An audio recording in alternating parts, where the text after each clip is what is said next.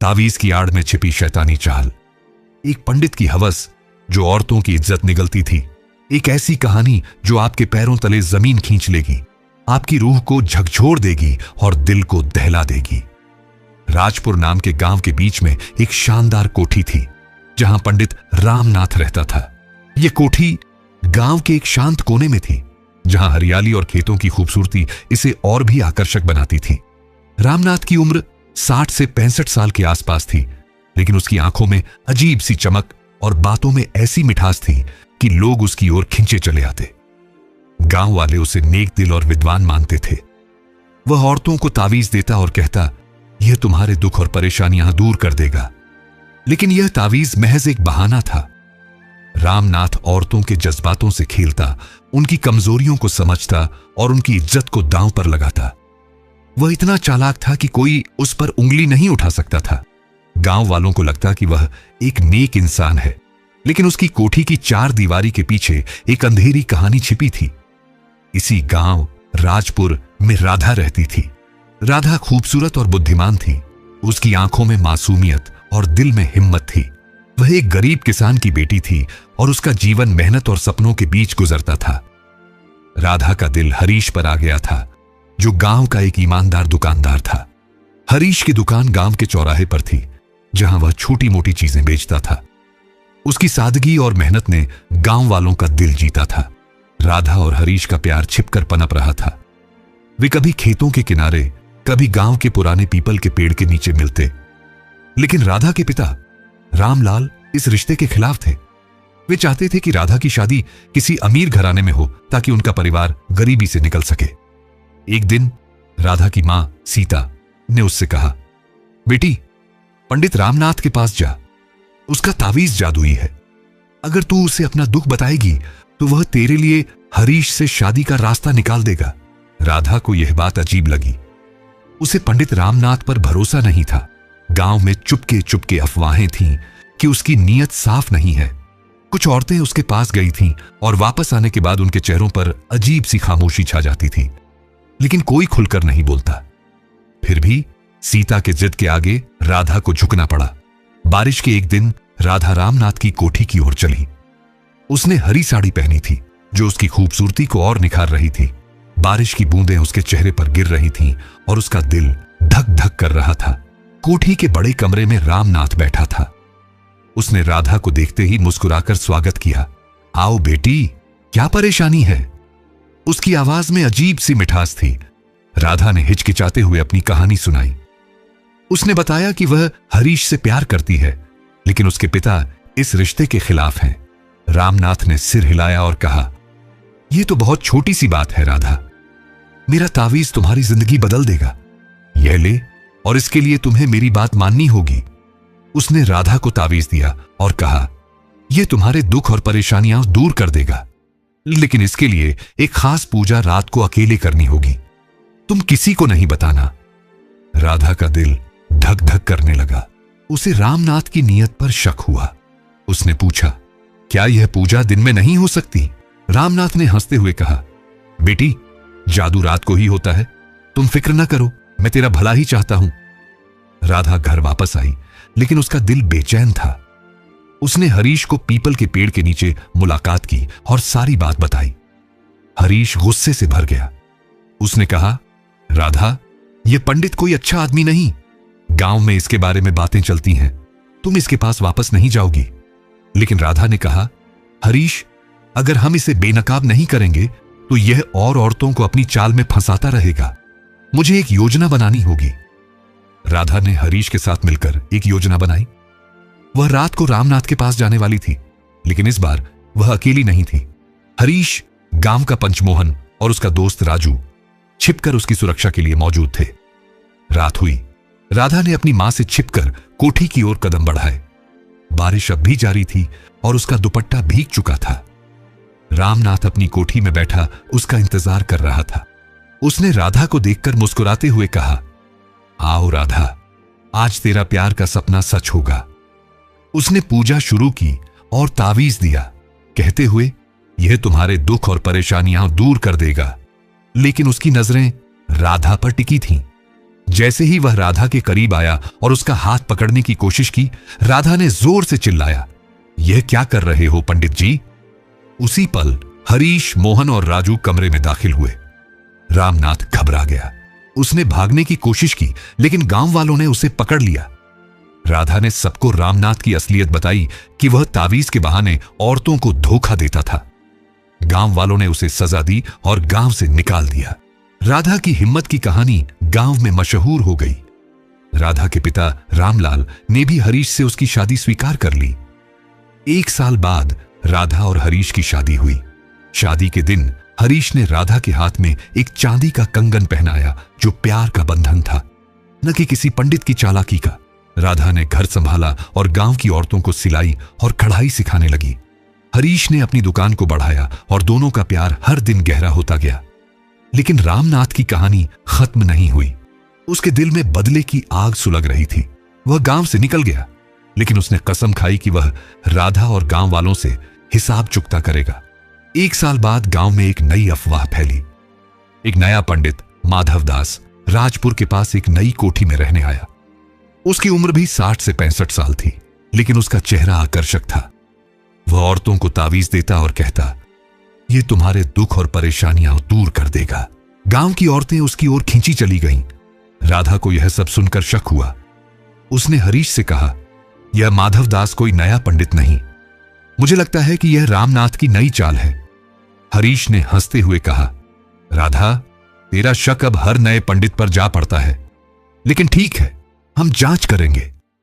राधा ने अपनी दोस्त सजनी को साथ लिया, जो गांव की एक बहादुर और चालाक लड़की थी। सजनी माधव दास की कोठी गई। उसने एक सादी सी साड़ी पहनी और परेशानी का रंग चढ़ाया। माधव दास से मिलकर उसने कहा, पंडित जी, मुझे अपनी शादी की चिंता है। मेरा रिश्ता तय हुआ था, लेकिन लड़के वालों ने इनकार कर दिया। क्या आप मेरी मदद कर सकते हैं? माधव दास ने उसे तावीज दिया और कहा, यह तुम्हारे दुख और परेशानियां दूर कर देगा, लेकिन इसके लिए एक खास पूजा रात को अकेले करनी होगी। सजनी ने सिर हिलाया और राधा को जाकर सारी बात बताई। राधा का शक यकीन में बदल गया। उसने कहा, यह रामनाथ ही है। उसने नाम बदला, लेकिन चाल वही है। राधा ने हरीश, सजनी और गांव के सम्मानित लोगों के साथ एक योजना बनाई। वह माधव दास को पकड़कर पुलिस के हवाले करना चाहती थी। राधा ने अपना रूप बदला, एक पुरानी साड़ी पहनी और चेहरा दुपट्टे से ढंप लिया, ताकि माधव दास उसे पहचान न सके। वह कोठी पहुंची और बोली, पंडित जी, मेरी शादी को 1 साल हो गया, लेकिन मेरा पति अब मुझसे प्यार नहीं करता। क्या आप मेरी मदद कर सकते हैं? माधव दास ने राधा को देखा। उसकी आंखों में वही चमक थी जो रामनाथ की थी। उसने तावीज दिया और कहा, यह तुम्हारे दुख और परेशानियां दूर कर देगा। बस तुम्हें रात को एक पूजा के लिए अकेले आना होगा। राधा समझ गई कि यह वही पुरानी चाल है। उसने माधव दास से कहा कि वह रात को आएगी, लेकिन इस बार राधा ने पूरे गांव को अपनी योजना में शामिल किया। उसने पंचमोहन, हरीश के दोस्त राजू और अपने पिता रामलाल को भी बताया। रात हुई। माधव दास अपनी कोठी में राधा का इंतजार कर रहा था। जब राधा आई, उसने अपना दुपट्टा हटाया। माधव दास हैरान रह गया। उसने राधा को पहचान लिया और चिल्लाया, तू वही लड़की है जिसने मुझे गांव से निकाला था। राधा ने मुस्कुराते हुए कहा, हां रामनाथ, या अब माधव दास कहलाओ, तेरी चालें अब नहीं चलेंगी। उसी पल हरीश, मोहन, राजू और गांव वाले कोठी में दाखिल हुए। माधव दास ने भागने की कोशिश की, लेकिन गांव वालों ने उसे पकड़ लिया। राधा ने सबके सामने कहा, यह वही रामनाथ है जो नाम बदलकर दोबारा हमारे गांव की औरतों को धोखा देने आया था। गांव वालों ने माधव दास को पुलिस के हवाले कर दिया। इस बार सबूत इतने पक्के थे कि वह जेल की सलाखों के पीछे चला गया। राधा की हिम्मत की कहानी एक बार फिर गांव में गूंज उठी। सजनी ने राधा से कहा, तू एक साधारण लड़की नहीं राधा, तू हम सबके लिए एक मशाल है। राधा और हरीश की प्यार की कहानी और मजबूत हो गई। एक रात जब बारिश हो रही थी, हरीश ने राधा को अपने घर की छत पर बुलाया। उसने राधा के हाथ में एक चांदी का कंगन दिया। हरीश ने कहा, राधा, तूने न सिर्फ मेरी जिंदगी बचाई, बल्कि पूरे गांव को एक धोखेबाज से निजात दिलाई। राधा की आंखों में आंसू आ गए। उसने कंगन पहना और हरीश के गले लग गई। बारिश की बूंदों के बीच दोनों ने हमेशा साथ रहने का वादा किया। राधा और हरीश की शादी को 3 साल हो गए। उनके 2 बच्चे थे, 3 साल का बेटा वीरेंद्र और 1 साल की बेटी गीता। राधा घर संभालती थी और गांव की औरतों को सिलाई और कढ़ाई सिखाती थी। हरीश की दुकान अब गांव की सबसे बड़ी दुकान बन चुकी थी। एक दिन गांव में एक नई हलचल मची। एक नया आदमी आया जो खुद को संत सत्यनाथ कहता था। वह गांव से कुछ दूर एक छोटी सी कोठी में रहता था। उसकी दाढ़ी लंबी थी, चेहरा नूरानी और बातों में जादू था। वह औरतों को तावीज देता और कहता, यह तुम्हारे दुख और परेशानियां दूर कर देगा। गांव की औरतें उसकी ओर दौड़ी। राधा को यह खबर मिली तो उसका दिल बेचैन हो गया। उसने हरीश से कहा, यह सत्यनाथ कोई नया आदमी नहीं, मुझे लगता है कि यह रामनाथ की नई चाल है। हरीश ने हंसते हुए कहा, राधा, तेरा शक अब हर नए संत पर जा पड़ता है। ले ठीक है, हम जांच करेंगे। राधा ने अपनी भाभी कमला को साथ लिया। कमला गांव की एक बोल्ड औरत थी। कमला सत्यनाथ के पास गई। उसने एक परेशान औरत का रूप धरा और बोली, संत जी, मेरे घर में कलह हो रही है, क्या आप मेरी मदद कर सकते हैं?